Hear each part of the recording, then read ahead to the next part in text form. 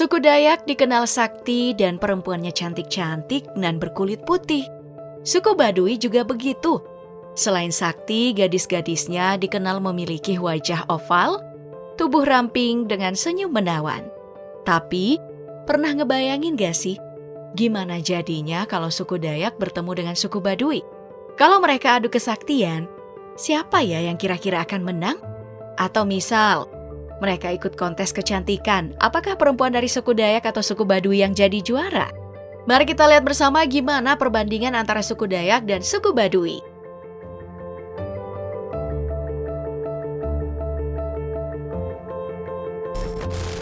Seperti yang kita tahu, suku Dayak adalah kelompok etnis asli yang mendiami wilayah pedalaman Pulau Kalimantan, Indonesia. Asal-usul mereka dikaitkan dengan migrasi purba dari Asia, melintasi jembatan darat zaman es. Sama halnya penduduk Nusantara lainnya, suku Dayak juga adalah penutur bahasa Austronesia.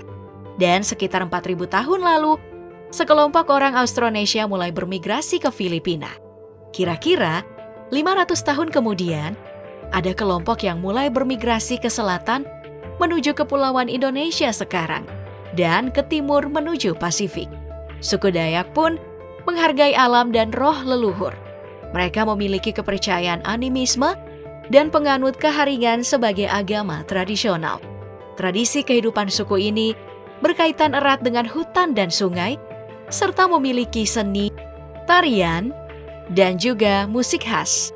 Perdagangan dengan bangsa Hindu, Islam, dan Barat membentuk interaksi budaya mereka. Namun, suku Dayak tetap berjuang untuk mempertahankan identitas dan hak-haknya dalam masyarakat modern yang terus berkembang. Mirip dengan suku Baduy yang tinggal di wilayah pedalaman Banten dan Sukabumi, Jawa Barat, Indonesia. Mereka memilih hidup terisolasi dari perkembangan modern dan mempertahankan tradisi mereka. Asal-usul suku Baduy diperkirakan berawal dari migrasi suku Sunda kuno yang memilih hidup di kawasan hutan dan pegunungan sekitar abad ke-5 hingga ke-8 Masehi. Mereka juga dikenal dengan gaya hidup yang sederhana dan sangat menghormati alam.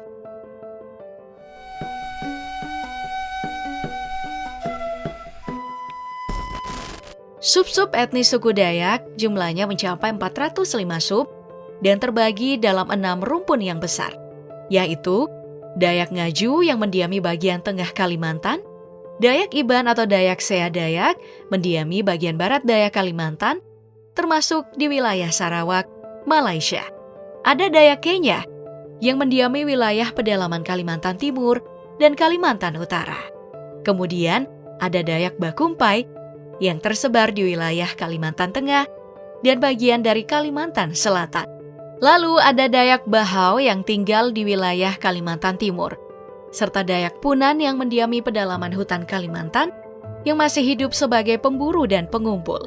Sedangkan masyarakat suku Baduy terbagi menjadi 2 kelompok utama, yaitu Baduy Dalam atau juga dikenal sebagai Baduy Kanekes, yang merupakan kelompok masyarakat yang tinggal di wilayah paling dalam dan terisolasi. Mereka juga memiliki tradisi dan adat istiadat yang sangat konservatif. Ciri khasnya menggunakan ikat kepala berwarna putih dan mempertahankan cara hidup tradisional dengan ketat, sangat menjaga diri dari pengaruh luar, dan berusaha mempertahankan keaslian budaya mereka. Misalnya hingga saat ini, mereka masih menggunakan tali untuk membangun rumah. Tidak boleh menggunakan paku. Pokoknya sebisa mungkin tidak mengubah atau merusak alam. Lalu ada Baduy luar, yang juga dikenal sebagai Baduy Panamping, yang identik dengan ikat kepala berupa batik biru. Mereka tinggal di wilayah sekitar luar suku Baduy Dalam. Meskipun mereka memiliki interaksi dengan dunia luar yang sedikit lebih besar daripada Baduy Dalam, tapi mereka juga tetap mempertahankan sebagian besar adat istiadat dan kebiasaan tradisional. Kalau orang Dayak di Lamandau menganut agama keharingan yang artinya tumbuh atau hidup, seperti dalam istilah Danum Keharingan. Sedangkan orang Baduy atau suku Baduy, mereka menganut kepercayaan Sunda Wiwitan, sebuah kepercayaan animisme yang menghormati roh leluhur, roh alam, dan unsur-unsur alam lainnya.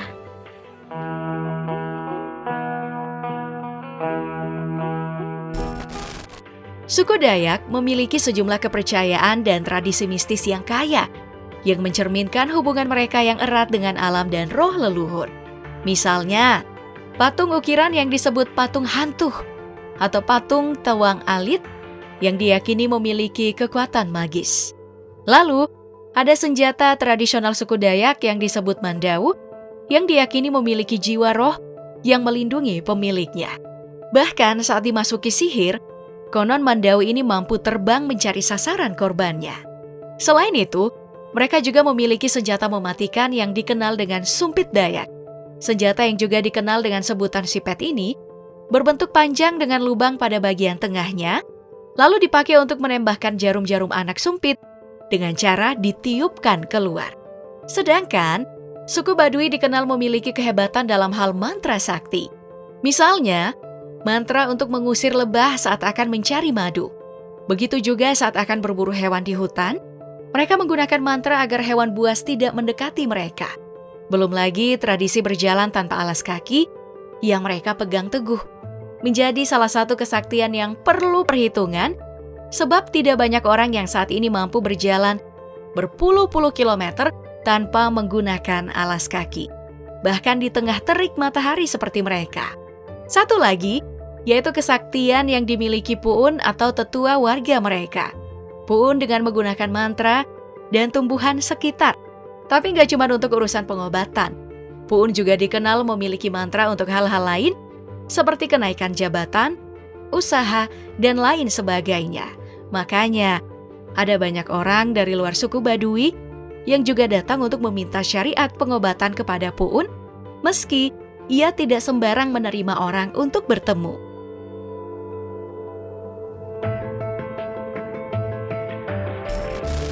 Nah, kedua suku ini kan perempuannya terkenal cantik-cantik karena mereka hidup di lingkungan yang masih alami, segar, dan juga air yang jernih belum terkontaminasi oleh sampah ataupun zat kimia sekalipun. Makanya pada glowing alami. Tapi ternyata gak gampang loh menikah dengan orang suku Dayak atau Baduy. Kalau di suku Dayak, prosesi pernikahan harus melalui beberapa tahap, mulai dari lamaran atau hakumbang auh. Keluarga pria akan memberikan uang pangumbang kepada calon pengantin wanita sebagai tanda keseriusan. Masih mirip ya pada tradisi umumnya, tapi pemberian uang pangumbang bersifat rahasia dan hanya keluarga pria saja yang tahu dan diberikan lewat utusan atau perantara yang pasti bukan keluarga perempuan. Lalu, ada majamisek atau tahapan ketika keluarga calon mempelai pria mendatangi sang wanita. Kemudian, memanggul atau mamupuh yang berarti pertunangan setelah lamaran diterima. Calon mempelai pria datang membawa barang seserahan untuk calon pengantin wanita. Setelah itu, barulah persiapan pernikahan setelah tanggal disepakati dan semua aturan main serta syarat-syaratnya semua diatur oleh basir kepala adat. Kalau ada satu syarat tidak dipenuhi, maka pernikahan bisa batal. Mirip dengan pernikahan suku Baduy yang hanya boleh dilakukan pada bulan 5, 6, dan 7, yang penanggalannya disesuaikan oleh pikukuh atau aturan adat. Tahapannya juga ada beberapa, mulai dari bobogohan atau pengenalan jodoh yang jadi tahapan penting.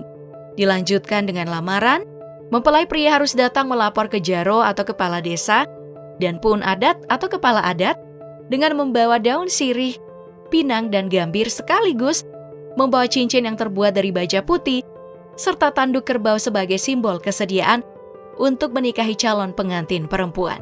Sebelum menikah, calon pengantin pria diwajibkan untuk tinggal terlebih dahulu selama 2 hari di kampung calon mempelai perempuan, agar para ruh betah tinggal di tempat itu.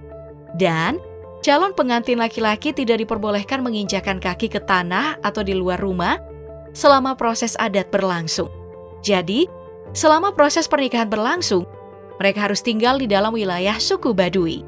Mereka juga tidak mengenal yang namanya poligami atau cerai, hanya bisa menikah lagi jika pasangannya telah meninggal.